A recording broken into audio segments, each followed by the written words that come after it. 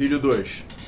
E eu falava que eu achava incrível como a gente não tinha nunca se tocado em relação a isso. Então repara que é óbvio que esse problema, que é a crise da mobilidade urbana, produz essa consequência devido a uma relação. E o que seria a relação do problema com a consequência? Seria você explicar para o seu leitor, com muito cuidado, por que o nosso modelo de transporte rodoviário atual, né, esse modal de transporte de massa, produz essas consequências. A gente tem que revolucionar a nossa noção de espaço no Brasil e no mundo. Revolucionar. Eu, enquanto pessoa física, eu simplesmente não vejo, eu não consigo enxergar outra forma a não ser o total desatrelar da noção de transporte com a noção de lucro. Porque realmente para você encher o metrô, trem, ônibus, acho que no futuro isso vai ter que ser repensado muito bem, muito repensado. Bom, então repara então que a linha consecutiva ela parte de um problema. Cara, essa luz no meu olho tá... Ela parte de um problema e a partir desse problema a gente produz uma consequência de um problema devido a uma certa relação. Então eu entendo, por exemplo, duas vezes, que a nossa crise no transporte público tem como consequência a negação, a deslegitimação a direitos. Eu olho para a base principiológica de vários direitos e falo, tá negando. Né? Então, qual a relação? Por que fere? Né? O porquê gera tal consequência?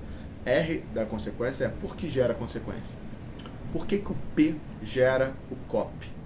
Então, por que o problema gera consequência? Normalmente é isso que você tem que colocar no 2.2 de uma redação que você parta para a consequência. E aí você pensa o seguinte, claro que fere direito. Isso por quê? Então, em uma primeira análise sobre a ótica jurídica, o quadro de crise no nosso panorama de mobilidade urbana afronta veementemente direitos e garantias do cidadão.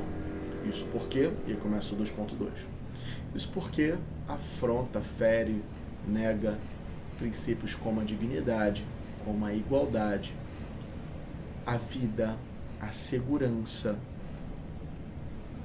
Sacou? E aí tu pode explicar por quê. Fere a vida porque você pode pegar uma doença e morrer.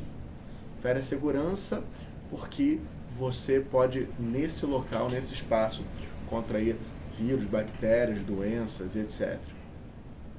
Fere a igualdade porque a maneira como uma pessoa que não tem condição financeira, porque o Estado não funciona, se desloca é completamente diversa daquela que uma pessoa que tem capital para fazê-lo se desloca. Então repare que uma pessoa mais pobre tem muito mais probabilidade de morrer devido a um sistema de transporte colapsado que aquela pessoa que pega o seu carro e estaciona, né, no prédio garagem da Menezes Costa, no centro da cidade, né, com todo conforto. Então, essa é a minha visão. A minha análise, ela parte do pressuposto que direitos são negados. E o que é o conteúdo do 2.2 de uma relação consecutiva? Isso por quê? Né, a relação, o porquê o P gera o COP. Se eu falo, por exemplo, que a crise no sistema de transporte produz a destruição do indivíduo, né, afronta a dignidade do sujeito, eu explico por quê. Essa é a noção. Agora, cabe a você também entender que só o porquê pode ficar muito pequeno, então tem que ficar explicando. Fere direitos, por quê? Porque sujeitos, quando são submetidos a um transporte de baixa qualidade, em que, explica, meu irmão, conta o filme, em que mais de 100 pessoas ocupam um ônibus coletivo que só cabe em 50 lugares, elas correm risco de pegar doenças, aí cita quais são as doenças, como as XYZ, uma vez que, porque se o teu 2.2 não tiver conjunções explicativas, ele vai ficar vazio.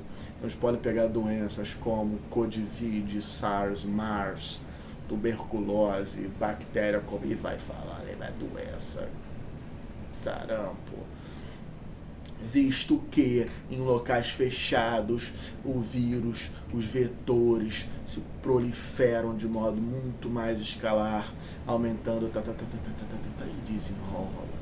E fala que os ônibus normalmente têm janela trancada e o ar-condicionado não funciona.